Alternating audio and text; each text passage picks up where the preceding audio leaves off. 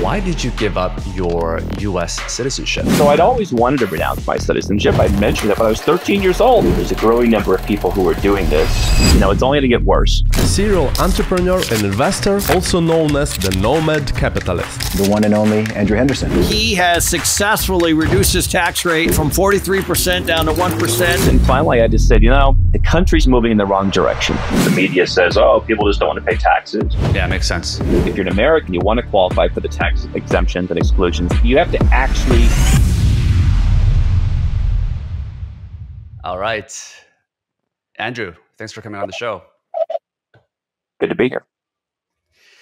So first question for you is, why did you give up your US citizenship? There's a growing number of people who are doing this. It's still small in the grand scheme of things, but you're seeing a lot of successful people who have international lives do this. I think they all have different reasons. The media says, oh, people just don't want to pay taxes because the US has this policy called citizenship-based taxation, which means that you're going to have to file a tax return and be liable for tax no matter where you live in the world. And so people say anyone who gives up their citizenship must be doing it for tax reasons. And no doubt, I think it's a very unfair policy. The U.S. is really the only country that applies that in such a uniform way. I think you're seeing other countries starting to kind of tiptoe their way in through the back door to that kind of policy. But I was an entrepreneur, and therefore there were things that I could do to legally reduce, eliminate, and defer my tax liability. And I think that because of the system that I've set up, I could have continued to do that pretty effectively. I saw...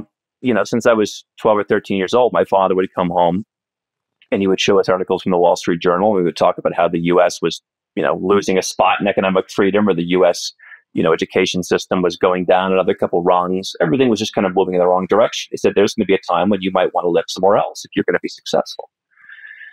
And I've watched that, being aware of those conversations over the last quarter of a century. And I just said to myself, it's only going to get worse.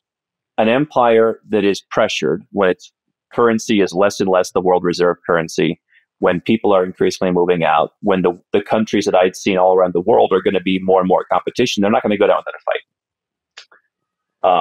I'm a pretty libertarian free market guy. You would think that there'd be a lot of things that Trump and I would agree on. There's some things we don't agree on. What we don't agree on is this kind of America first, not in America first, like, okay, that's so terrible. Although, when did the U.S. ever put itself last? I mean, Germany not paying its bills, I guess. Everything else, I think the U.S. is a pretty selfish country. But I kind of saw that in some of the policies he talked about. This is going to be bad for expats. And so I'd always wanted to renounce my citizenship. I'd mentioned it when I was 13 years old. This seems unfair. Maybe I'll give up my citizenship one day. I've thought about it for years. And finally, I just said, the country's moving in the wrong direction. They're going to come up with some new crazy policy. They're going to try and make lives more difficult. It's already getting difficult with a growing company and filing tax return. Not the actual taxes themselves, but just the paperwork required. There was an anxiety of like, what if I make one mistake? It's not like even a country like Ireland in the West, but certainly in Malaysia, where you make a teeny tiny mistake, you didn't mean to, and okay, just fix it. People get in trouble in the U.S. They go after people. And I just said, why do I want to hang around for this? I don't need the passport. I didn't enjoy, going places as an American. I suppose I still have the accent. I hosted a party in Vienna a year and a half ago when my own party guests, two of them, lectured me that because I sound like an American, that I'm responsible for all the world's atrocities. And at least I could tell them, well, I gave up one of the world's best passports. What have you done? Right? You still have your Austrian passport. You still have and maybe Austria isn't as complicit, but how dare you, right? That was a good feeling to be able to say, I stepped away from that kind of stuff because I've seen the pain that the U.S. Has put on people in a lot of other countries, and so I just didn't want to be part of that. I don't need to be part of it. I don't want to live in the U.S. Our clients who are American are nice and like-minded, but that's a very, very small slice of the pie. I have no desire to be around most Americans. So why keep it when there's a risk? Yeah, it's an interesting response. I think a lot of people may have those same feelings that you do, but they stick around. They are, some would say loyal to the country. You have this phrase that's go where you're treated best. And I think that's a key kind of rebuttal to that. But what about what would your argument be for those people that are saying you're abandoning your country? You should have stayed loyal and fight and stayed in your country to fix the laws or to fix the politics and the issues that are happening in your country. Well, first of all, those people, when someone moves to their country from Iran or from El Salvador, wherever else, I understand that they're more frustrated with that now than they would have been 20 years ago because of the economic issues. But they take it as a badge of honor. Those people are leading their country. They're not staying and fighting for their country. In the case of some of those countries, the U.S. is the one that screwed up their country in some regard. So somehow when people leave other countries and go to the United States, that's a good thing. But if you leave the United States, it's a bad thing. That maybe it should be a level playing field. I look at it as, I spend a lot of time thinking of personal development stuff and building self-awareness. I mean, if you're going to be in a relationship, you've got to love yourself first. You can't let someone else love you and fix it. Or like being on a plane, put your mask on first, then help the person next to you. The idea that you're going to be loyal. What has the government done for you? You saw it during COVID. That's why our business exploded during COVID, because people who had those thoughts were like, wait a second, I'm Australian. I've paid my taxes my entire life. Maybe I've never complained about it. We got people who weren't upset about paying taxes during COVID. They were upset that they went on a holiday somewhere and their own, not only did their country lock them out, they couldn't come back, but their own citizens were like, yeah, serves you right for taking a holiday, you jerk.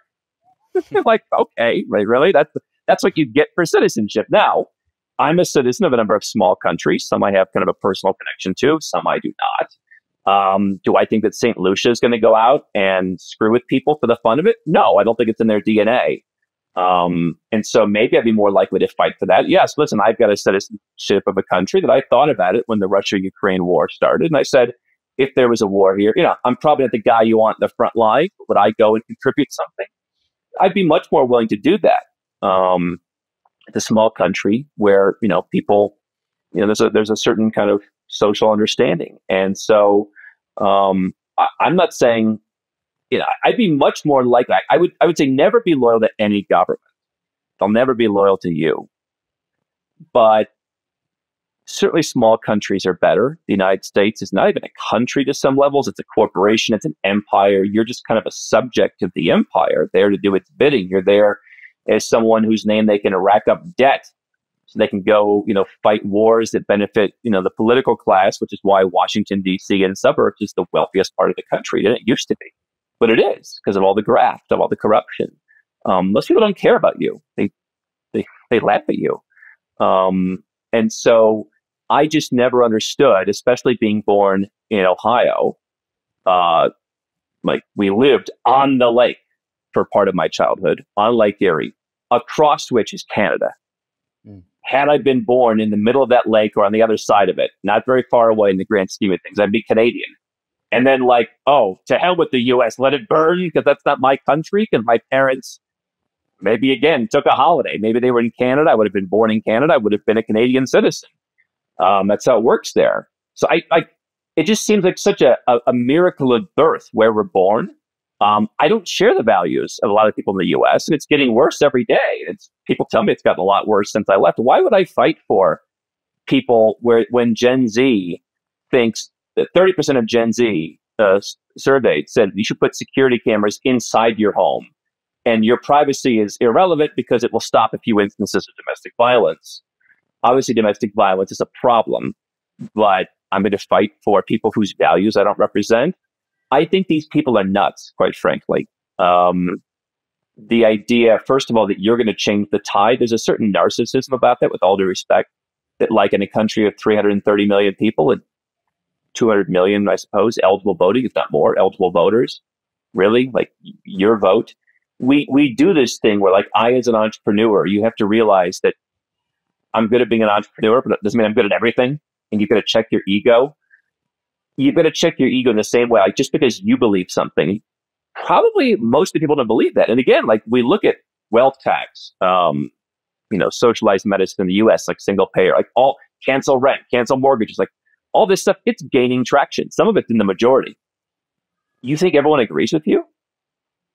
They don't agree with you. Like, what are you fighting for? It's this delusion that, like, everyone agrees with you. And if you just go after a few bad guys in the government, I never understood it. And I just think that if you take care of yourself, you'll have the better impact. Look at people my age and younger in the US who are saying how much they're struggling. How much of an impact can they have in the world when they're struggling? Meanwhile, I'm here. Yeah, I pay less in taxes. I get to contribute more to charities, which are far more effective because I feel wealthier than I live in the US. And I get to have an impact. And I just got a note the other day. Hey, I was suicidal. I woke up every day and I watched your videos. It gave me hope. If you're not making an impact because you're held back by the system, what are you fighting for? Yeah, I think it's confusing for some people because it's not comparing the US, let's say, to, a place like Iran. The US has for the last century been, the top empire for this time period, right? You've had kind of the Netherlands initially, the UK, and now it's the US, and then China's kind of creeping up there. I don't know if you read the book, The Changing World Order by Ray Dalio, but he talks about how the rise and the fall of empires, and the fall generally contribute to printing money, internal conflicts, weak leadership, kind of civil war and internal issues that are happening, large debts, obviously. And the counter argument, I guess, to what you're saying is to what I was saying, is that the U.S. ticks the box on all of those. And you can obviously see it's not that the U.S. is going to go away today or tomorrow. I think it's still going to be a power for a long time. But the argument is that it is certainly a declining place. But are you saying people should go to China then? Because China that's the common is kind of rise, right? That's the rebuttal. And so here's what's interesting, right? Like whenever you want to figure out what you are in life or who you are, you should probably ask someone else that you trust and that has some good, discernment, and ask them like, hey, am I this or am I that? Because like we're all conditioned as human beings to be like, oh, of course I'm a nice person. Like, well, if everyone else says you're not a nice person, like you're probably not a nice person. I mean, there's a lot of countries in Europe. Those people don't all want to move to the United States. I mean, remember Trump said, why do we have the Norwegians? Why do we need to have the better people? And it's like, yeah, they don't want to come because they think their country's better. And I don't agree with crazy high taxes, but statistically, at least they get something for their taxes. At least there is like a greater form of cohesion there. And like, why would they want to come? So if a Norwegian or many other people in Europe and other Western countries look at the US, like this isn't the best. So already the answer, like, well, they go to China. That's not what's best. I pushed back on living in an empire. Why do you want to live in an empire? Here's what living in an empire does. It gives people who have no other identity something to feel good about. I like to judge myself and other people based on what they've done, based on who they are, based on my relationship with them. So for me, I'm an entrepreneur. I talk about nomad capitalism. I spread a message that I think has helped a lot of people. Not everyone agrees with it, but I've seen people that come to me at our annual event, Nomad Capitalist Live, where we actually had asked Ray Dalio to speak. They tell me some pretty emotional stories sometimes. And, the idea that you should be happy because you're American and like that's what makes you good. You go around bragging like I'm an American and we've got the best country. Number one, statistically not true. There's no metric in which the U.S. is number one, not a single one, not even the most obese country in the world anymore. I think Mexico and a few islands beat them out. So you're not even number one. Prisoners per capita. You beat China on that. So statistically, you're number one in nothing. That has to count for something. Yes, I understand thoughts and feelings and emotions. That's fine. Some people have it. Admit that you have an emotional connection to your country. Your emotions don't make it number one. Just like you can be in a relationship with someone, but the fact that you love them does not make them quantitatively the most beautiful person in the world. Not saying don't have the relationship, but I'm saying like if you deluded yourself to be in that relationship, that like, oh, this is, don't do that. So what people do, because they are emotional about it, is they're like, yeah, move to Somalia. Like, yeah, there's 251 other sovereign countries and territories, and some of them are Norway, where the taxes are high, but things generally work. Some of them are adjacent to that, like in Ireland, where people always say, oh, they've got crazy high taxes. Yeah, not if you're a foreigner. They've got a regime for foreigners, so you don't have to pay the crazy high taxes, so that could work. Stuff generally works there.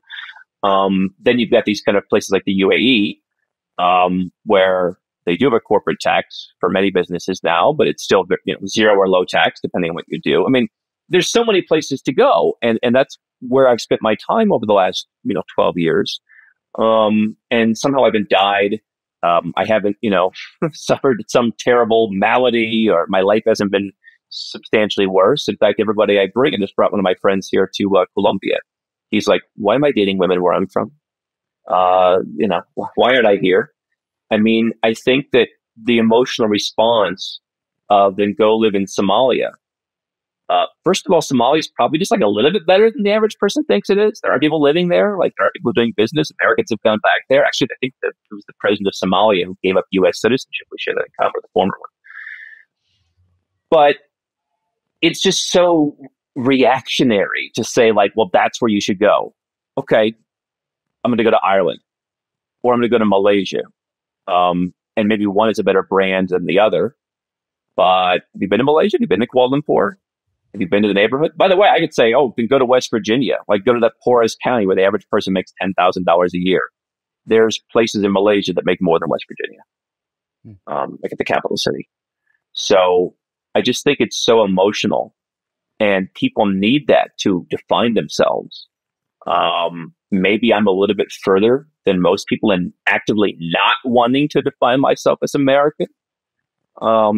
But I don't understand why defining yourself is that helps you.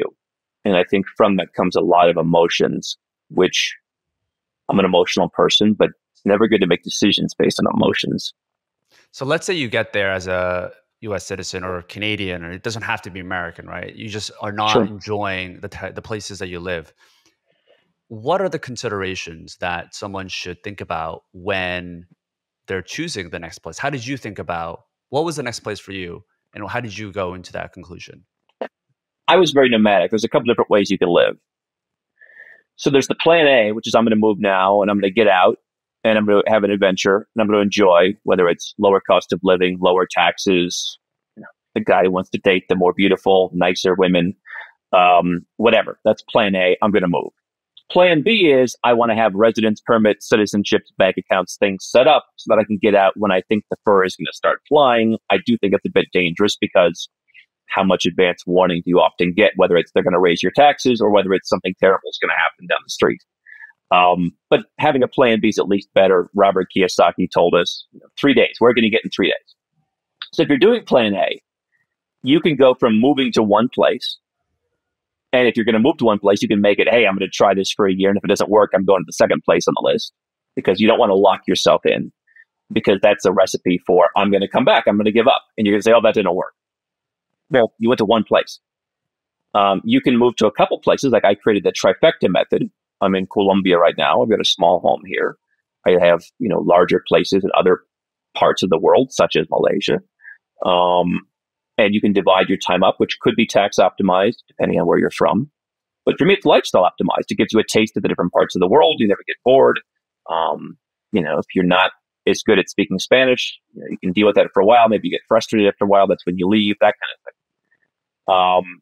Or you can just do what I started, which is being totally nomadic. I remember my very first, trip, I spent a month in each country. And I didn't just hang out and go to juice bars. I interviewed, CEOs of banks. As the Nomad Capitalist very early on. And I interviewed people who were in investment and who were, doing stuff like that, starting businesses. So you can slow travel or fast travel as fast or slow as you want, or you can pick a few places to start, or you can pick one place, or you can pick one place and then eventually, say, hey, I want to get other places because I'm traveling part of the time. I mean, there's no right or wrong way to do it. What I've seen that I didn't entirely understand at the beginning was I now optimize for some sense of efficiency and for kindness. So parts of Eastern Europe, not as kind. Certainly, I think it's more of a freedom mindset, much more direct, which I do like. So you want to find the place, if you're going to go to that part of the world, that has a nice balance of freedom, directness, getting stuff done, people who are welcoming, but also, have some kindness. I think Georgia is a good example. Service isn't great, but kindness among people that is some of the best. If you've got a friend, they'll do anything for you, and you can make friends easily enough. That's why I've talked about Georgia. Colombia, people are extremely kind. I think in a number of places in Latin America, but especially Colombia for me. Malaysia, extremely kind. And are they the most efficient places in the world? No, but I'm optimizing for some balance of that. You've got enough services in a country of 35 or 40 or 60 million people to where you can get some stuff done. They either have, local Amazon, or in Colombia, they have actual Amazon. And so, those are two things that I look at. Contrary to popular belief, I do not over optimize for taxes. I do think there's something about the fact that, like in Malaysia, which has a territorial tax system, which means foreign income isn't generally taxed. So if you've got a foreign business, maybe in some cases, like your salary, if you're living there full time, would be taxed. You pay yourself a salary as an employee of the business. The business itself generally wouldn't be taxed. There's other rules, CFC, PEL. A territorial system is, you're not going to pay much. I kind of think there's a connection between a country where the government's pretty open, they respect everybody, they're non-prejudicial. If I go on an American passport and today I go on a St. Lucian passport, they don't treat me any differently. In fact, it's actually easier to St. Lucian or something else. I think that kind of indicates why they have a policy that's more friendly on immigration, it's more friendly on taxes, but I don't over optimize for that. I do like to have my company set up in pretty tax neutral places, and then I just move the lever up and down based on how much tax, I want to pay personally, and then let the business be tax neutral. So, there's places in Europe that have very good tax deals. I'm not a supporter if you have to pay zero. But I also think that, I would not move to any place if you've got a 7 or 8 figure income. I mean, for me personally, I don't know that I'm ever going to get $8 million a year worth of roads and bridges and schools. I don't ask for public services like healthcare. I don't get that. I don't expect that. I don't want that. I wouldn't send my kids to public schools if I had them. I pay petrol tax, gas tax to drive on the roads, whether I'm driven or, whether I'm driving, which I don't.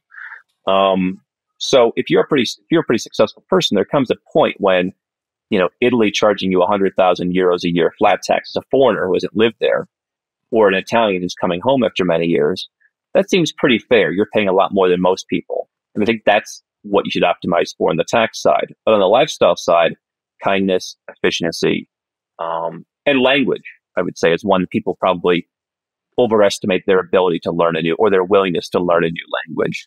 Yeah, especially as you get older, right? Yeah. So you mentioned setting the kind of the plan A, plan B. So within the US particularly, there's an exit tax, right? You mentioned 2 million being the kind of the magic number. Can you explain why 2 million is the magic number? So let me explain. We've talked this on our YouTube. I've written it in my book. So a lot of countries have an exit tax when you leave their tax system. The difference, as we mentioned, between the U.S. and other tax systems is to entirely leave the U.S. tax system, you have to give up U.S. citizenship. So you can move to Puerto Rico, and that's good for certain people. I think most people don't really want to live in Puerto Rico. There's not a lot of people who I've talked to as clients who are like, yeah, Puerto Rico, here I come. Not efficient. But that's one option. You're still a U.S. taxpayer, but you're under a different system. So if you want to get out of the U.S. tax system, basically they say, hey, while you were a taxpayer, if you accumulated more than $2 million in assets, or you had a very high amount of income that you had a high federal tax burden on, I think it's up to about $900,000 of federal income tax in the last 5 years, or you have not been compliant in your taxes, then we're going to deem you a covered expatriate. We're going to tax you. We're going to apply an exit tax, which is basically a capital gains tax on all unrealized capital gains. It's their last bite at the apple. I'm not a big fan of tax, but people make it out like it's some punitive thing. If you would have continued to be a taxpayer your entire life, they would have gotten the money from you eventually. They're basically saying, well, you're going to leave, so just pay us now. If you have less than $2 million in assets, or you don't meet the other criteria as well, then you can get out. So if you bought your Bitcoin at 2 cents and now it's up to 1.9 million, I guess now is the time, right? Because once you get to 2 million, that whole unrealized capital gain is going to be liable, whether it's a long-term, short-term, whatever. So what they're basically just saying is, before you go, pay us now. And there's some strategies that you can use to kind of push that out a little bit. But, and obviously, different things have different valuations. A stock, pretty cut and dry. A business, debatable potentially. Private company. So it's just them saying you accumulated a bunch of stuff while you were here. Now, what makes it unfair for the U.S. is, for a guy like me, I started Nomad Capitalist when I was living overseas. And Nomad Capitalist now is the vast majority of my wealth. Now, I left when it was much smaller, and so I got a pretty good deal in that regard. But this is What was why, the if you're an percentage tax? American, Was it 20% that you had to pay? it's whatever the capital gain is, Okay, right. right? So yeah, I mean, it depends. It's just whatever would be owed eventually. And by the way, it could be difficult because if you're trading meme stocks or something and you decide to renounce, that could be a short-term gain. So I mean the rate can fluctuate, but yeah, I mean you're probably somewhere in the 20s with all the different stuff. So what's unfair is if you build a business overseas and then you want to renounce, they think, well, that's still there. Now, if you're Australian, if you're Canadian, they also have exit taxes, but that comes when you not give up your citizenship. You just leave the country and become what we call tax not resident. You can keep your passport in those cases, and they're getting stricter. Australia, we talked about this last year, they're getting kind of strict. Like, hey, if you don't live overseas the way we like, maybe we'll just keep taxing you. And that's why holding a Western passport, I think, is increasingly dangerous, because they're the ones doing that. They're the ones finding more ways to claw you back into the system.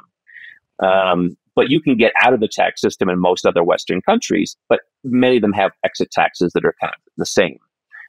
So the deal is, if you plan on being overseas, get out as soon as you can. This is what you're seeing, like Bitcoin's gone crazy this year. I was telling people when it was down at like 20 grand, I said, okay, like now's the time. If you think this is the bottom, get out now, because you're going to pay the capital gain, or maybe you've got capital loss and then you have no. I mean, if you renounce the $100 million and you sold the business and already paid the tax, you don't pay more. If you've got a capital loss, if you have 100 million but you still have 200 now, you don't. So it's always good to get out before stuff goes up. And I think that that's why doing the plan A earlier is good, because you get out there and you realize, hey, this is pretty good. And I love, we have more Western people on our team these days. We bring them to our event, Nomad Capitalist Live in Malaysia. We just did a team building thing here in Colombia. We travel all over the place. And these people are like, wow, this is a lot better than where I'm from. I'm not getting my money's worth. So you have to kind of get out there and explore and realize there are better options across the whole spectrum. And I think that because people don't do that, they wait too long and then they get sucked up in this exit tax, where if you're a young person and you just don't have a lot of money and you get out there and spend 5 years and you build your $2 million, if you're American, I mean, you're going to be in a decent position. You can say, do I want to be a citizen or not? And by the way, you could choose to live in one of these tax-friendly European countries for the first 5 years. And you can get a passport within 5 or 6 years by then, really good U.S. quality passport. So these are all the things that I think about. But yeah, governments are not just going to let you accumulate money while you're on their tax plantation and then leave without paying them their slice. Yeah. Just to go into the taxes a little bit more. So there's this 183-day rule that people follow. Let's say you've given up your U.S. citizenship, and obviously this varies, right? For Canadian and Australians and so forth. And it's kind of the rule that if you don't spend 183 days, not the rule I would say, but the belief that you don't have to pay taxes in that place. So if you're, let's say, doing the trifecta, let's say someone models your trifecta, there's 4 months in 3 different countries. Right. Where do they pay taxes? Like where do you personally pay taxes? So there's a couple things. The 183-day rule is a very misunderstood rule. Maybe it applied more in like 1972 or something. So here in Colombia, as I understand it, and we have a whole team of R&D people. We've got a guy, this guy's a madman on tax, understanding tax non-residents and tax treaties and all that.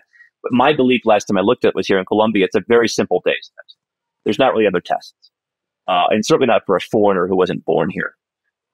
So if you spend 183 days, you're the tax net. If you don't, you're not. So that right there is a misconception. People say, why did you buy a home in Colombia? The taxes are crazy. Number one, there's some of the lowest taxes in the OECD, which is not a great club to be in, but it's among the lowest among high tax places. And I'm not here. I never planned to be here 183 days. And that's not because I don't want to pay tax, although I don't want to pay Colombian tax. I never had the need or the desire to spend that much time in South America. It is not my primary continent. And so for me to come here, hire some people, put some money into the economy, I would never be liable for tax. And that's because I'm not going to do the 183. Now, Western countries That's where the real misconception comes in. The days test may be one of two, three, four, or more different tests. And it may be taken kind of in a whole, fact pattern. So sure, if you spend 183, and it may be off by a day or two in some countries, but if you spend that 183, you lose. But just because you don't doesn't mean you win. Because they might say, oh, but you still have an apartment here, or you have a car here, or whatever. And perhaps in some countries, it's harder if you're from there, right? Like it might be harder for me to go and get into the tax net than it would be, it'd be harder for me to get into the tax net than it would be for someone to get out of it, right? If you know what I mean. Like there's kind of a presumption, like you've lived here your entire life. Like, okay, show us that you're not here. So the 183 is a bad issue. Now, there are some countries you can sign up for special tax residence programs if you're under 6 months, where this is what we do for our clients. We don't always talk about all of them. Some of them aren't, we get to go crawling through the laws and translating things. But some of them say, hey, if you invest $500,000 and you spend 1 day a year here, we'll give you tax residence. And there's a few things you can do to be compliant. Or give us 20 grand and spend 30 days. Or if you spend more time here than anywhere else and you remit a certain amount of money. Or spend 15 days and pay us this amount. Like there's a number of programs like that for mobile people. Now you can't spend 15 days on some island and then go and spend 300 days in Australia. Like that's obviously not allowed. You can't do that. But for someone who's globally mobile, that could work. It's possible that depending on where you go for the trifecta, one of the countries could say, hey, if you spend this amount of time and you remit this amount of money, like that could work also. Or you could have a kind of like a fourth country that's just like a vacation. I mean, there's a number of different ways to do it. It's possible. I mean, I'm thinking like Ireland, for example. After 2 years, 280 days, you're a taxpayer. It's a pretty simple days test, 183 in a year, 280 over 2 years. So that's little over 4 months, closer to 5 months. So you could kind of modify the trifecta a little bit, and you could do that. And Ireland has a pretty flexible tax system for people who, are not considered domiciled in Ireland, where you would just pay tax on the money that you remit to Ireland. So there's a number of different systems. There's remittance-based systems. There's lump sum-based systems, which kind of a flat fee. Italy, for example, or Greece would be examples of that. So I think that the days test is greatly misunderstood, again, both in terms of how easy it is to get out of a Western country, as well as why am I in Colombia for 2 to 4 weeks a year? That doesn't do anything for me. Doesn't affect me negatively. So yeah, that's what you want to be aware. Listen, it can get intricate. This is why our service is very multi-jurisdictional. We have all the experts in all different places, and we kind of understand how things work together. Because I found it very difficult myself to put the puzzle pieces together, and that's what I've spent my life trying to help people do, because I've seen how frustrating it can be. There's a lot of nuance to it, but that's kind of the overview. So for someone that's in that situation, that is spending in a place of generally not in a Western place, are you saying that's legally a way to pay pretty much zero taxes? Yeah, there's places you can go and live full time and pay zero taxes, either because they just don't have taxes. Again, the UAE, I don't think for anyone with a business would be in that category anymore, but you've got other countries in that part of the world that are zero tax, other countries in other parts of the world that are zero tax. A territorial country, depending on how you're structured and what you do, could essentially be zero tax. So you could live in any number of places and pay zero tax full time. And hey, if the country doesn't ask for tax, I don't see anybody volunteering to pay more. I think I saw in the UK a couple of years ago, 12 people contributed an extra £20,000 in voluntary gifts. So the country's not asking for the money there. But yeah, if you like the trifecta lifestyle, which I was motivated by the lifestyle, because I see so many opportunities around the world, that the idea of only being in Asia, it's like, I'm missing something somewhere else. And I like Peruvian food, and they don't have good Peruvian food here. This and that. Yeah. So, if you're dopamine motivated as I am, and you want to keep moving to some extent, that works. But yeah, by the way, if you're an American, you always have U.S. tax residents. And so if your trifecta as an American was Malaysia, Colombia, Georgia, none of those countries, I don't think, would generally speaking tax you.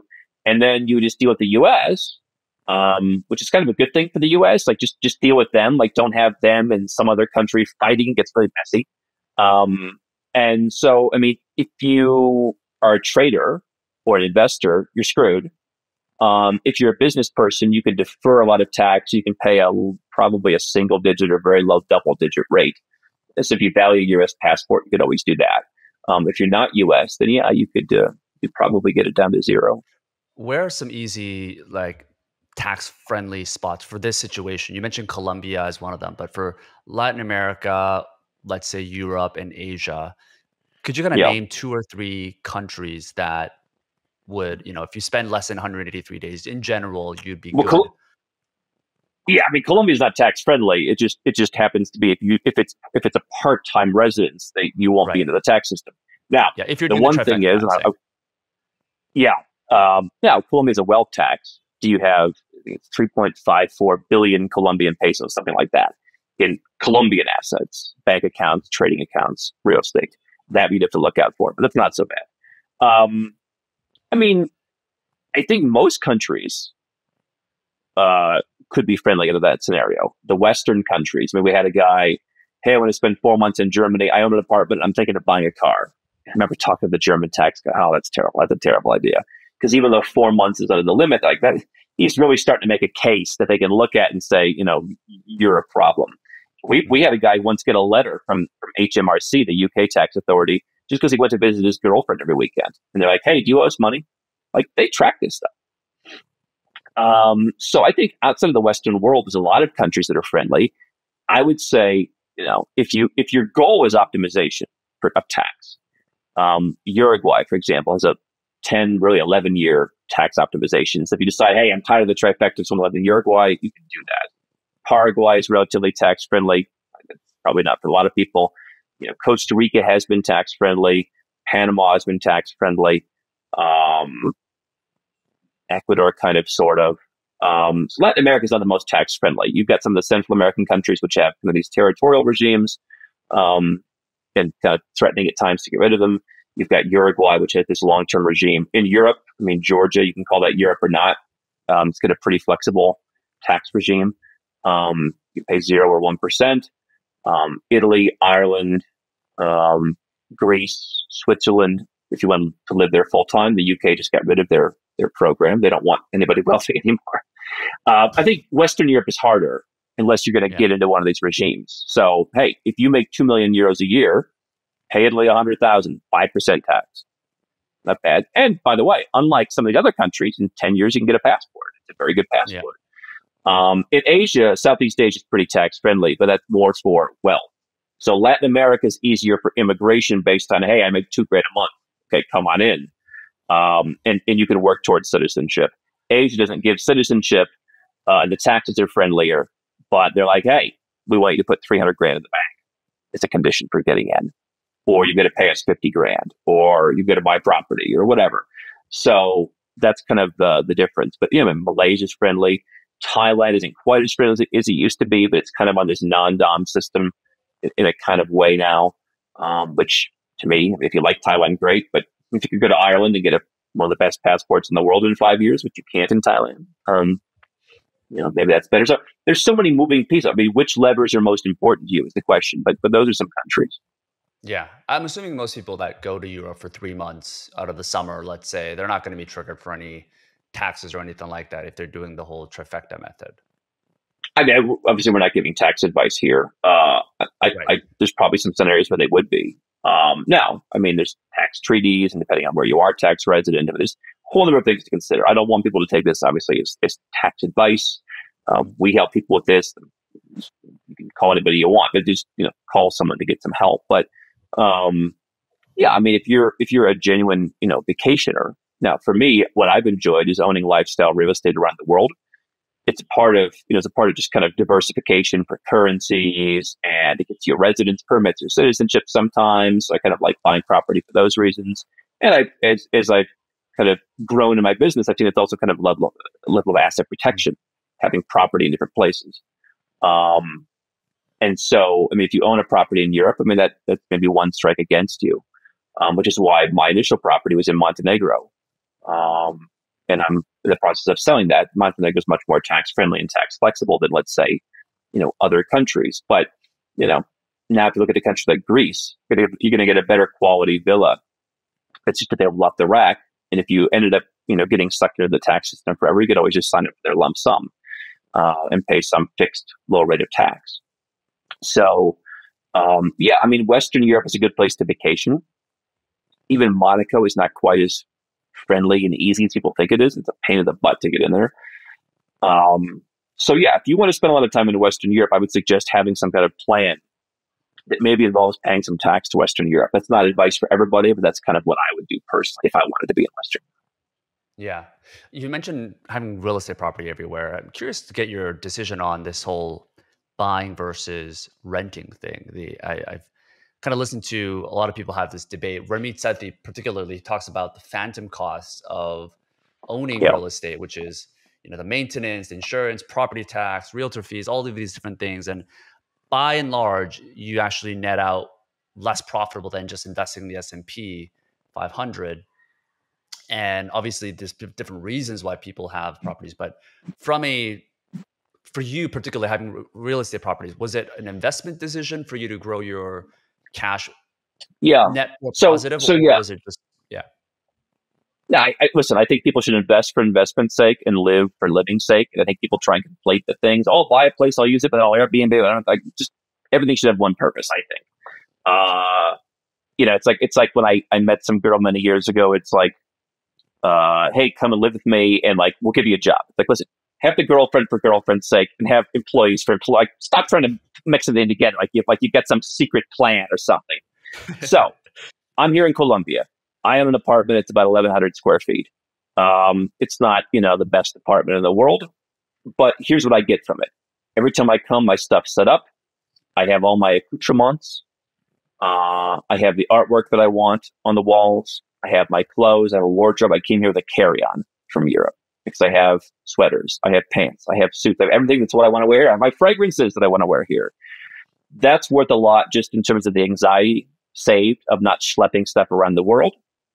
It's taken me a while. I have a system. I keep track of which sweaters I have in which house on Airtable. I've got pictures. I built quite a system, but I always know I'm arriving to something. I don't have to think about it. And so I'm not a guy. I mean, I've stayed at $1,000 a night hotels. I'm not a big hotel guy. I feel that they generally underdeliver, particularly chains. Marriott just does a terrible job, even at their top 5-star properties. So for me to, stay in a place that's equivalent to this, which might be a little bit nicer, but would lack some of the coziness of my own home, I'm probably paying $400 a night in Bogota. And if we look at since I bought the property, 3.5, something like that years ago, probably spent, 200 nights, close to it, thanks to the pandemic. Right there, I've got probably a 40 or 45% return. And I just feel more productive. I just know things work. When the internet doesn't work at a hotel, you call and they scramble for 2 hours and nobody knows what to do because it's nobody's job. I know stuff works and I have enough employees around the world, or in this case, I have my renovation contractor who for $500 a year, he pays my bills once a month. I send him the money at the end of every year. Here's the expected bills. Here's $500 for your time. He's very gracious about it. He goes to the management board meetings for me. And, if anything is broken, he fixes it. He sends a maid over every once in a while to keep things clean. He comes before I arrive to make sure the internet is working in case something stopped or in case there's a leak or something. He fixes that. And the cost, I think, to maintain this property, property taxes are pretty low. There's 24-hour security in Colombia, but it's still very cheap in terms of maintenance. The electric and the water is practically nothing, especially if you're not here. It's probably $2,000 and change. So for like $2,600, $2,700 a year, including his fee, I have a property that's ready for me.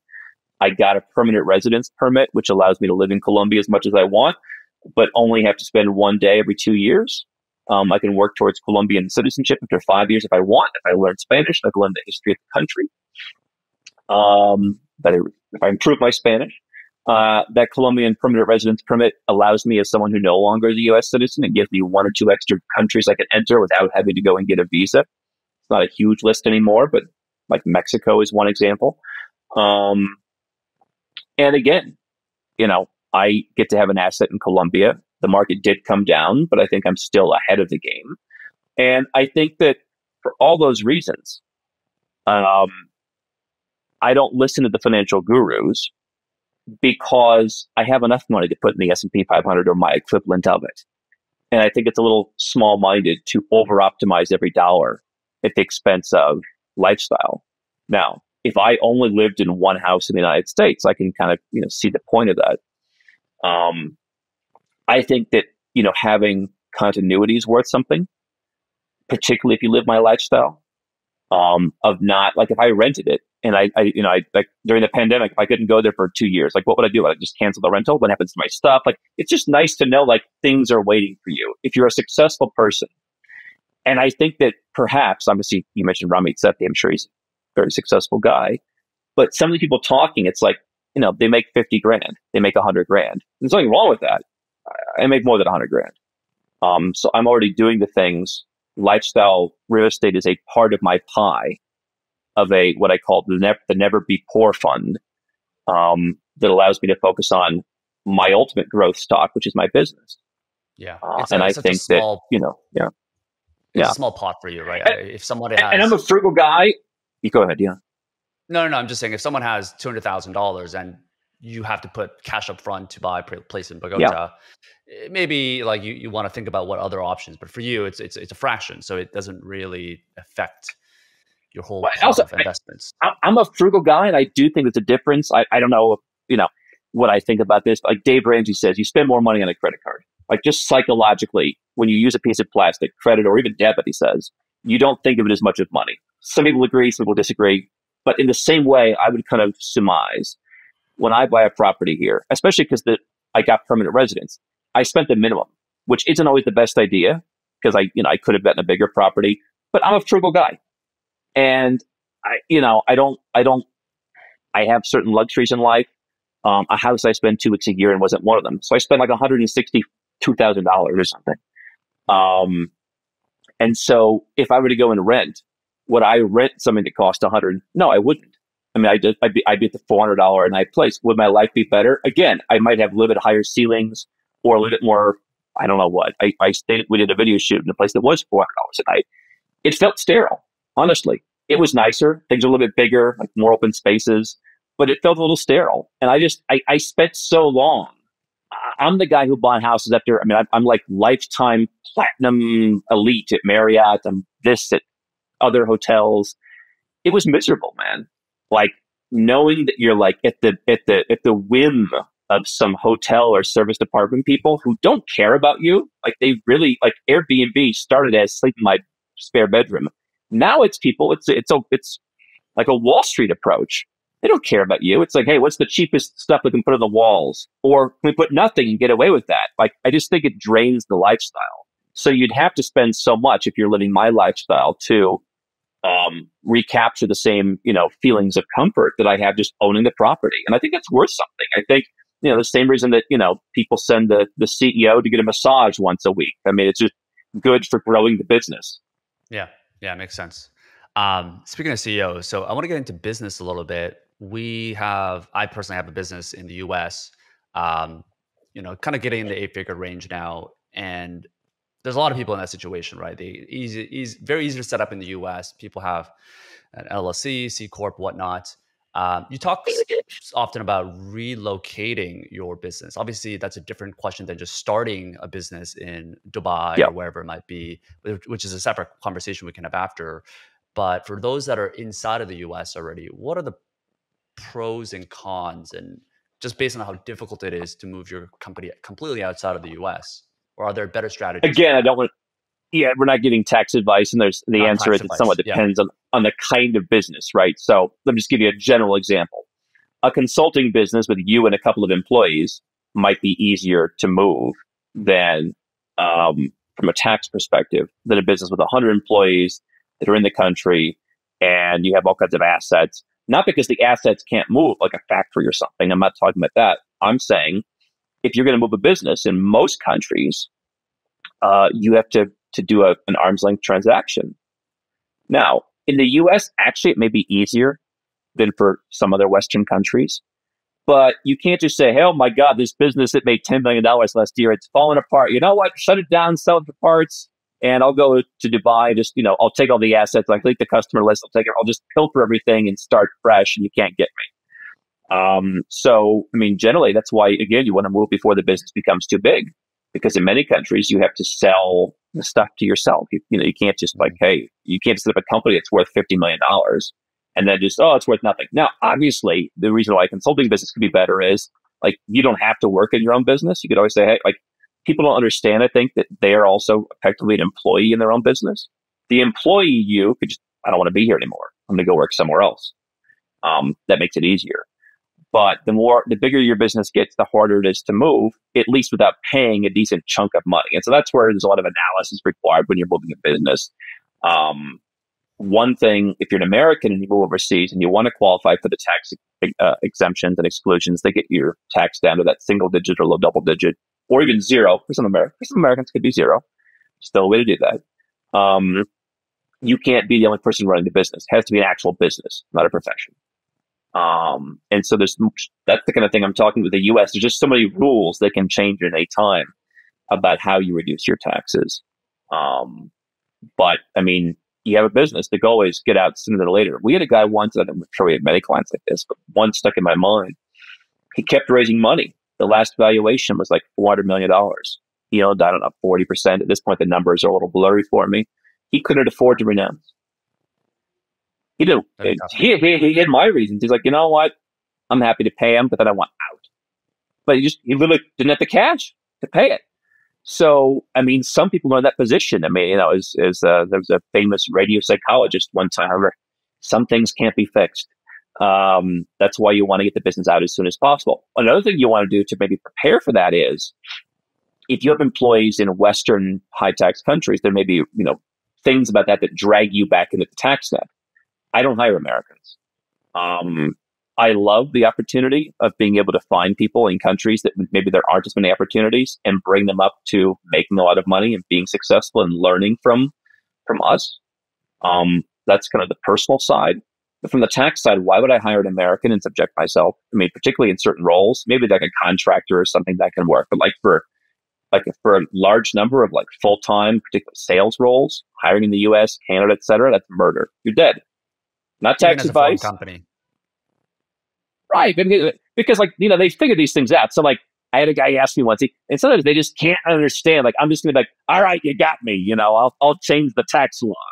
But he's like, well, I'm going to set up my company in the British Virgin Islands and I'll just go there once a year and do my board meetings. And then I won't pay taxes as long as I don't bring the money into Canada where he lived. It's like, yeah, they figured that one out. The company's managed from Canada. Therefore, it's taxed in Canada. Now, we've had some clients.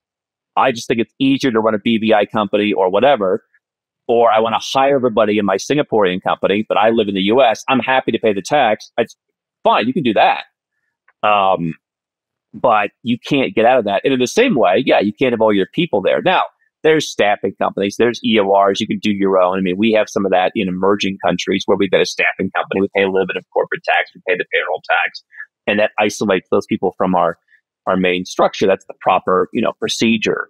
But I think it's harder in the Western world, and there's certain roles that are just going to be death. So yeah, like the idea that, again, like this stuff isn't easy. You have to actually commit to being offshore.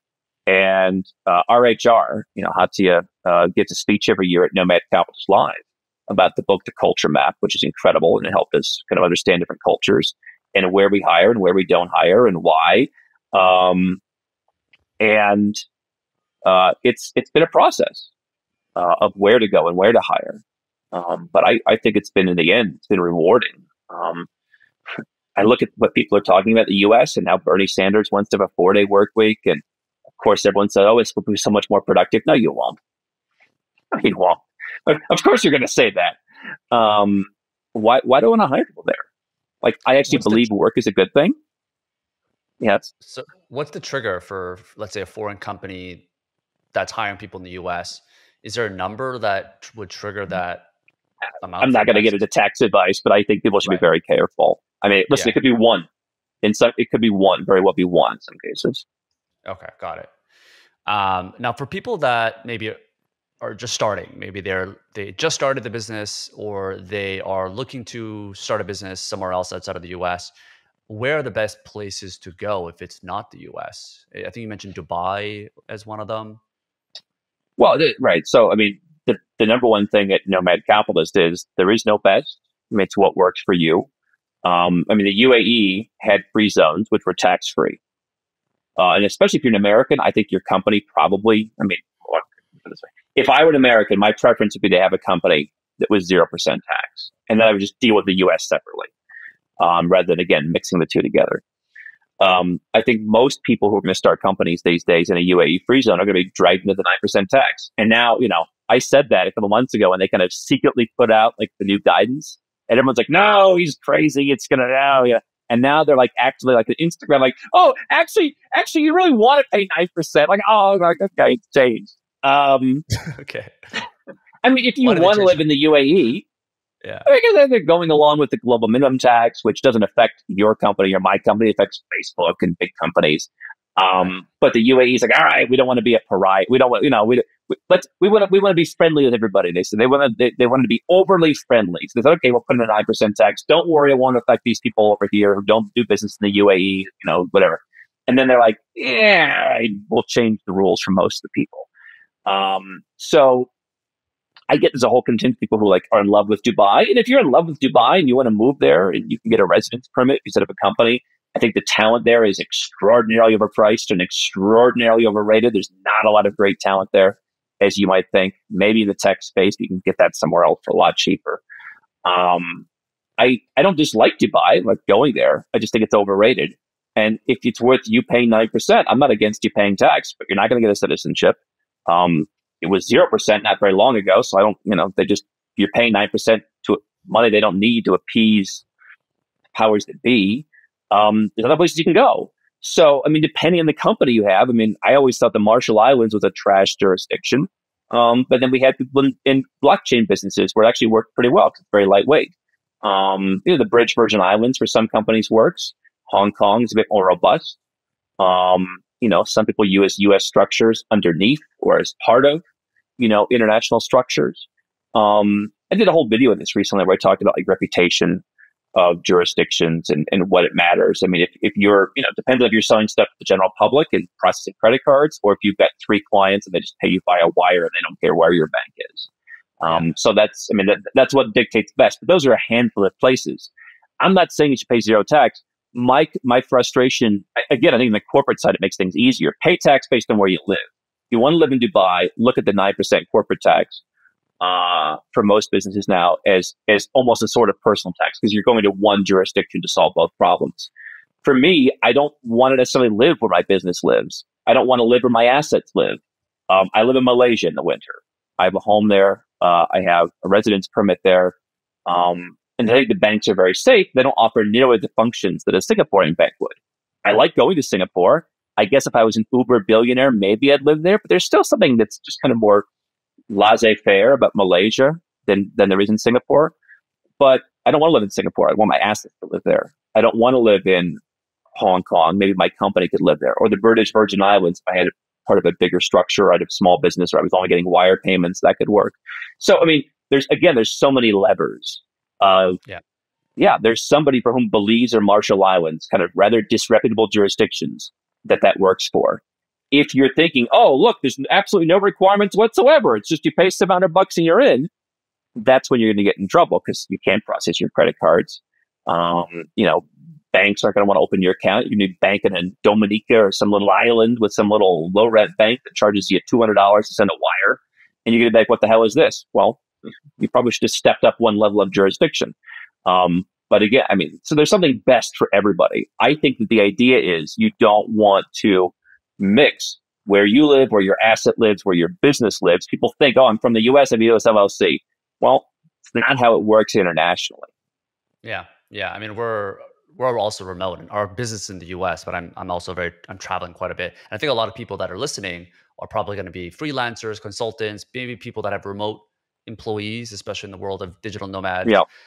So for those people, which is a whole different set of tax systems. I mean, there's different countries that are like, hey, get a digital nomad visa, and we've got a special. Not all of them, but some of them are like, hey, we have a special regime for tax for digital nomads or freelancers or one man or one woman shows. So that's different from where to incorporate. In some cases, incorporating as a freelancer would be a bad idea. As an American, it's really not possible. You are that you're not a business in the IRS's mind. So again, I mean, so much nuance. Yeah. Yeah, totally. Can you still, though, as you mentioned, having a separate place from a business to where you live? Let's say you mentioned Dubai, British Virgin Islands, Hong Kong is kind of the good ones to check Oh out. yeah, Can you just they're commonly used options. right, right? Can you just have incorporations there and pay whatever the 9%, let's say in Dubai for your business, but then you handle your separate taxes somewhere else? Like, can you just separate those two and it's fine? Or do you have to base yourself somehow in Dubai, Hong Kong, or the British Virgin Islands, like an office or So something there? yeah. So and by the way, I mean the UAE is a country, and there's free zones all over the country, including in Dubai and elsewhere. They've implemented for many businesses a 9% tax. The British Virgin Islands, Belize, etc., are still 0% tax. Countries like their jurisdictions like Hong Kong have a two-tier system. If you live there, you pay. If you don't live there, you don't pay. I'm simplifying it. So can you? Yeah, like I mean, if I set up a U.S. C corp, for example, no matter where I live, I'm paying U.S. tax on the corporate profits. Now, there's a way I could take a salary out, and that's sometimes people think they're smart. Like, I'll just take a multi-million-dollar salary out of the UAE or out of my U.S. C corp. Like, there's some rules on salaries generally. Um, but if I have a C corp, or if I whatever the equivalent of a C corp is, a limited company in most countries. In some countries, they call it an LLC, but it's the same as a C corp by U.S. tax standards because it's taxed at the corporate level. You're going to pay. Like, I can start an Australian company tomorrow. They don't care if I live there. It gives me no immigration privileges. I don't get to go and live in Australia because I started a company. But if I start an Australian PTY Limited, I'm on the hook for tax. U.S. LLCs are a little bit different, but there's a lot of kind of confusion there. But my point is, have a place where it's zero tax would be what I would do personally. Is try and get the main operating company, maybe not your staffing company, maybe not the company that receives your payments if you have a more complex structure, but your main operating company, where everything flows up to, would ideally be at zero. And then you go and you live somewhere. So, again, if you start a company in Hong Kong, and you were to go under Portugal's now shuttered NHR tax regime, that company's blacklisted. So either you don't set up in Hong Kong or the BVI, or you choose somewhere other than Portugal because they conflict, or you pay some ridiculous penalty rate. You could go to Italy under the lump sum, pay them the 100,000. You could go to Ireland under the non-dom. You could go to Malaysia and just be a territorial taxpayer. You could go to Vanuatu where they don't have any income tax, and you'd be fine. So you can lever up one or the other. I mean, you could live in tax-free Vanuatu, and you could put your company as a U.S. C corp. Why would you do that? I'm not a guy who's ever raised money. It's not really my thing. So I guess, if you're raising money from US VCs, they might want that Delaware C corp structure. But you can lever up the personal tax or the corporate tax as much as you want. The challenge is if you lever up both, you might have, depending on what those countries are, kind of conflicting tax systems, and you may not have tax relief. So I think that like the US LLC, the beauty of it for Americans who are aware of LLCs, it's just a single tax, it's one tax bill. The problem is that you pay at very high personal income tax rates if you are an American or if you live in the United States. And so I would apply that same principle of kind of having the LLC, like look at your company as a pass through. It's not if it's a C corp equivalent, but look at it as the company shouldn't pay, you pay. And then you can control the lever of where it is that you pay, and you can go to whatever tax system you want. And if it's worth you paying $100,000 to live in Italy, go ahead. You mentioned C corp. A lot of probably tech entrepreneurs are C corps, right? Because of the way the VCs are set up. You mentioned the trap of paying a high salary. Then how would one pay themselves if they shouldn't just pay a high salary? Like, I know someone that has like a marketing company, and the company pays the marketing company, which they own wholly, and then they pay themselves like a very minimal salary to bypass that. There seems like a lot of different ways to do that. Obviously, it's not tax advice. I think we're getting into this is what we do. Obviously, you can go to nomadcapitalist.com and no two plans are really the same. There's just so much to look at. My concern is whenever I hear like, oh, I just do this, so I get the multi pension plan, one we heard about a couple of years ago, and then it's like, oh, that doesn't work. All these kind of like tricks don't work. I'm not a fan of tricks. If that's what we're talking about. Like, to me, it's just, number one, the tricks can backfire. The tricks can get you in trouble. The tricks may be too aggressive. In the U.S., you can do whatever you want, your taxes, and they get to evaluate it. And people do aggressive stuff and they come back on them. So, I mean, I just think the answer is, if you want my school of thought, the nomad capitalist way of operating a business is you have the company in a tax neutral jurisdiction, unless you have some reason why, again, you want to live in the UAE and you want the company to pay 9%. You just kind of you're chalking it up to like you're paying the 9% personally, like that's the price of admission to live there. Which is why I wouldn't have my company in the UAE anymore if I didn't want to live there. People just thought, oh, it's a good place to put my company in kind of the middle of the world, and I won't live there. Why would you pay 9% to not live somewhere where you can pay 0 and actually have more banking options? So if you want to do it my way, we don't have companies in the U.S. Oh, but I have venture investors. Listen, that's not my way. I teach a different way. Now, we've figured out some strategies, I think, with some of our U.S. tax lawyers of how the venture investors, if they went along with certain strategies, the entrepreneur could greatly reduce their tax, and then the investors maybe come along for the ride on that. But it seems like a lot of those venture guys don't want to do that. So that's why venture-backed clients have been probably some of our least successful clients, because they're not willing to do anything, or they're not able to do anything that it takes to actually, get out of the system. You can't change nothing and expect a result. So my philosophy is I wanted to change as much as possible. I wanted to change where I live. I wanted to change where my company lived. I wanted to, hire employees that were in friendly places. If you don't want to do any of those things, maybe go where you're treated best isn't for you. And Alex Hormozy and I have a friendly relationship. I mean, he made a video saying something like he pays, 0% on 57% of his income, and it's worth it. Like he's happy to pay the high taxes. He gets the networking. He gets to be in the country. We don't agree on that. I respect him. We don't agree. We don't share the same opinion that being in the U.S. adds that much value. I guess another type of person we've seen kind of that's been somewhat less successful are children of immigrants, which I think he is, because there's this whole thing of like, hey, we finally made it to promised land. But you got to change what I call the tax-friendly quadrant. Where are you leaving? Where are you arriving? Where's your business leaving? Where's your business arriving? That's the way you optimize, the way I would optimize this stuff. And again, you can get it down to 0, even if you're an American in some cases. If you're not an American, you can probably get it down to 0 anytime. Or you can say, it's worth me paying 2%, or I'll pay up to $100,000, or I'll pay this, or and then you get to choose. Yeah. This kind of gets into the whole philosophy of wealth building. I know you've got a good set of videos and articles around that, but you, at this point, you advise, decamillionaires, centimillionaires. I don't know if you've advised billionaires that are helping them. A few. And some regular millionaires, but billionaires to billionaires. Yeah. A lot of wealthy people that I'm sure you've kind of seen patterns that maybe, you're also doing very successful as well, but obviously you've had a plethora of clients that have gone through. What are some of the lessons that you've learned on how people listening can build their wealth faster? Well, I mean, my philosophy is the fastest way to build your wealth is to reduce the biggest expense you have is taxes.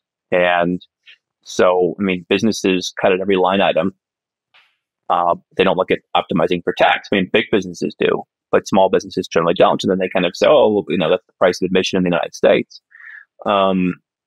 That's the biggest line item any business has, generally even bigger than payroll in many companies, if you're profitable. And so you have more money to invest. You grow your money faster. It's a pretty simple philosophy. I mean, that's what I've seen from the most successful people.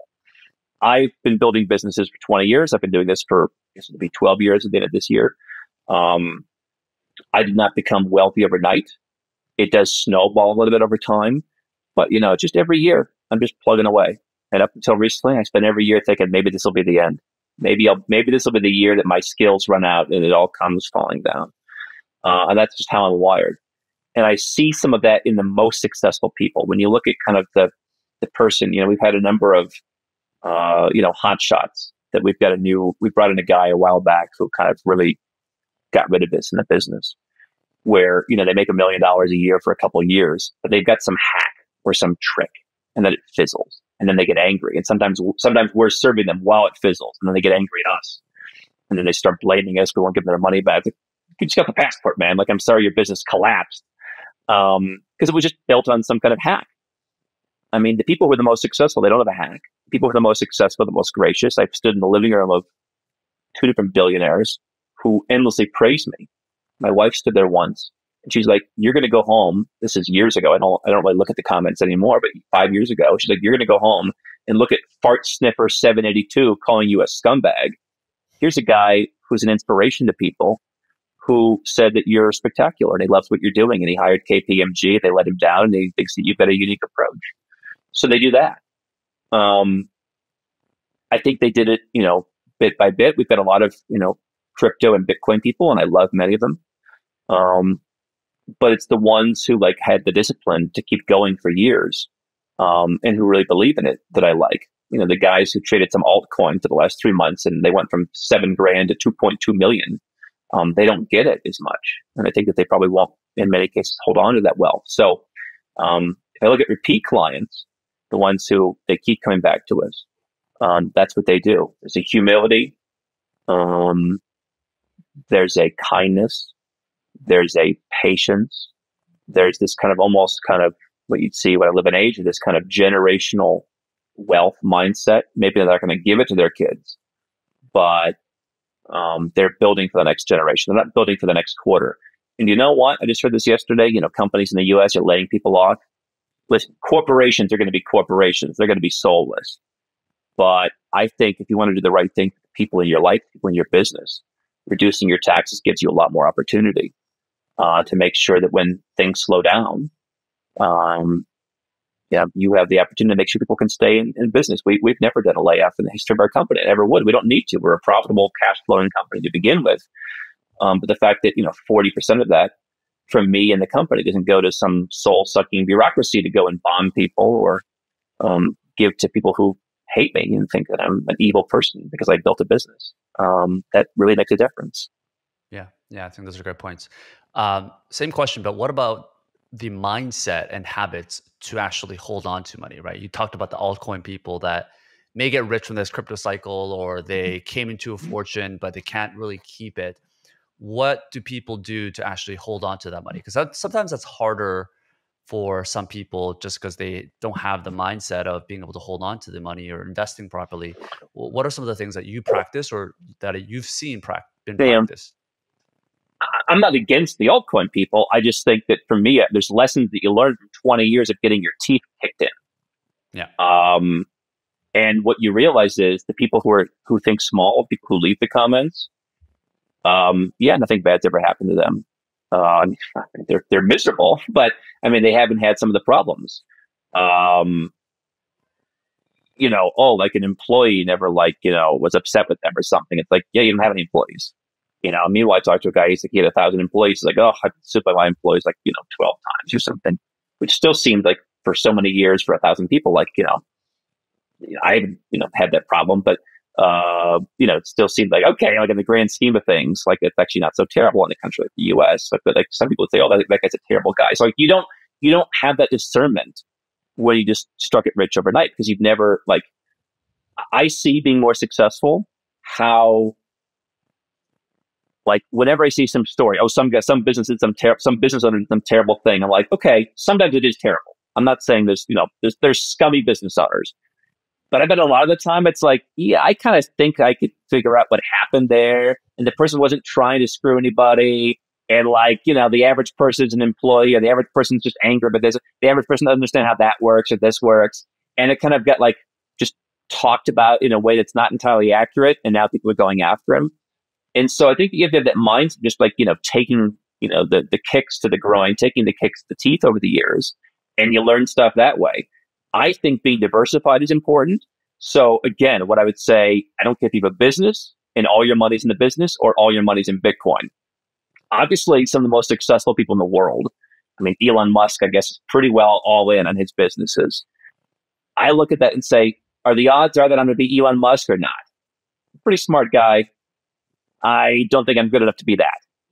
And as Alex Hormozi, I think, has said, I'm paraphrasing, I'll take the 80% chance that over X years, I can have $50 million or $100 million. And then you get to find, okay, probably be $250 million or whatever.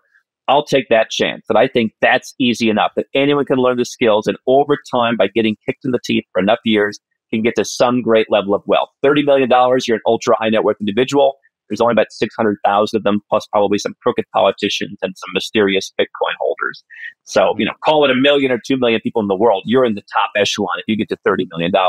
I think it's attainable over time, but you can't have a TikTok attention span, and you have to enjoy the journey. And that's what the successful people do. They're not doing it so they can get out of it eventually, like a mob gig or something. Like, once I get it up, I'm getting out for good.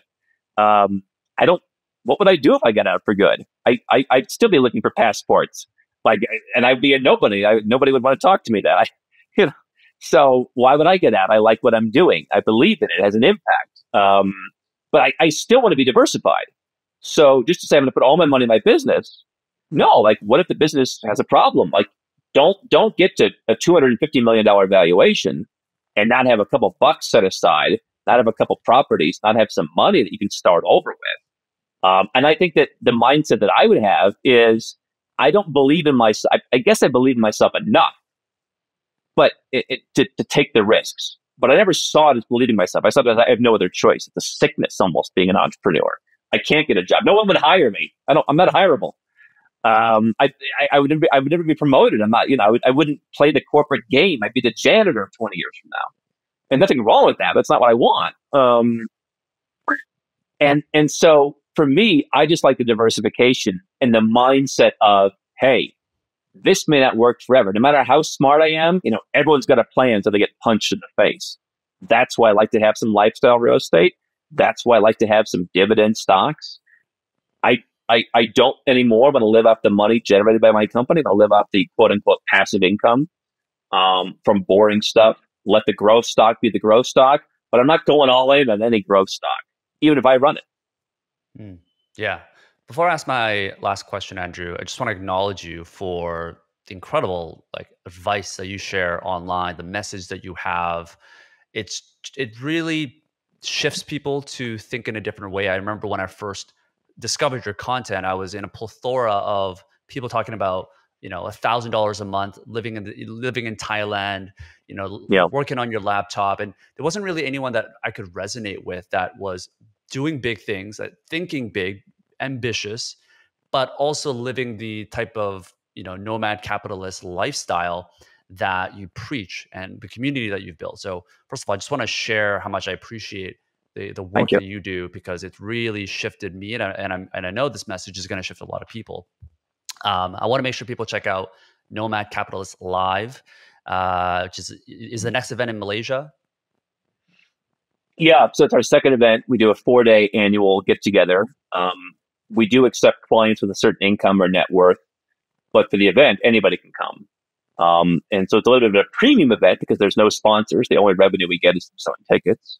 But it's 4 days of our team explaining a lot of the stuff we're talking about with more examples, more details we could go into here. Obviously, still not tax advice, but you can talk to them as well. We've got, so a lot of talk about taxes, passports, all the stuff that we do, but also, the CEO of AirAsia is coming, Tony Fernandez. I thought he bought the airline for $1 million. I actually was corrected. He bought it for 1 Malaysian ringgit, and he turned it into this, billions and billions of dollars. Wow. I've been listening to too many Americans for too long. Nothing wrong with that, but like I said, let's really focus on hearing from entrepreneurs. Vusi, I'll butcher his last name, Vusi from South Africa. Everybody I know in South Africa, we love Vusi. Tony Fernandez from Malaysia built AirAsia from nothing. We've got, Nigel Farage before political, what's happening in the West. His bank account got closed just because they don't agree with him. So it's all that kind of stuff. It's a lot of like-minded people. It's hundreds of folks from around the world. It's our team, which is very diverse from around the world. You'll learn about all the best places. We've got emerging markets investment experts, guys who are actually investing in Africa, Uzbekistan, Vietnam, Colombia, and they're doing so successfully. People who are living in places around the world. They're on panels. You're going to hear from them, and they're going to be mingling and talking. So it's kind of the ultimate, nomad capitalist, global citizenship for entrepreneurs, for investors, for successful people. What do you need to know? Who do you need to meet? It's kind of like my curation of everything you should know. And that's coming up September 25 through 28, Nomad Capitalist Live. Great. Yeah. And I think the YouTube channel is also a plethora of resources. The book as well, Nomad Capitalist. We'll have all those linked down people to check out. One of the things I really appreciate this conversation is just such a unique fresh of air around how you define success, because everybody has their own personal journey. How do you personally define success for yourself? I think it evolves over time. And that's why, your aforementioned question, the mindset of those very successful people who get to $100 million, $200 million, $500 million, I met them. They're not really that much different if it happened over time, right? And you may see, the company went public and they got $500 million. But obviously it was a long time coming. For me, as a kid, I looked at success as financial. And I think financial success is success. I think it's important. It buys a lot of freedom. It gives you opportunities. But I think success is being a leader, in whatever it is. So, if you're single, do people want to, follow you? There's this idea that, if you have money, women just want to be with you. I don't think that's true. I don't think if you won the lottery, you get a certain number of people, but the average quality woman would not find that interesting. The average quality woman finds it interesting, this person built something. And that's leadership in your company. I think success is developing other people. This is the fifth law of leadership. It's building other people. I've seen building a company. We now have 82 employees. We've had some that have lasted for quite a while. Some plateaued eventually. And what I saw when people plateaued and after years couldn't make it anymore was they couldn't build more leaders. They couldn't let go of their ego. They couldn't let go of their fear and build more leaders. That to me is not success, because they're living a life of fear, which is also not success.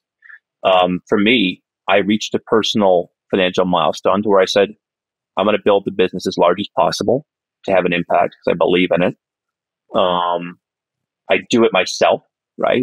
I sell the same things that I would want to buy. I built the service that I would want.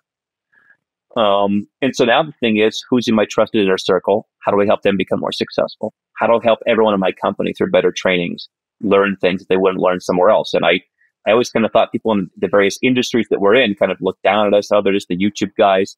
We hired a few people recently. They're like, oh my God, they're in awe of you, what you do. And I think we kind of lose sight of that sometimes. Of if you're a leader, people are attracted to what you do. And I haven't always paid enough attention to the positive sides of that. But I think that you want to help other people develop. And the people that no longer work here that I'm most proud of are the ones that had no idea what a business is about when they started. And now they went out and started their own business because they were inspired here. I think that's success. So I think that, for me, that's kind of the piece that's really impacting on me right now. Andrew, thanks so much for being on the show. My pleasure.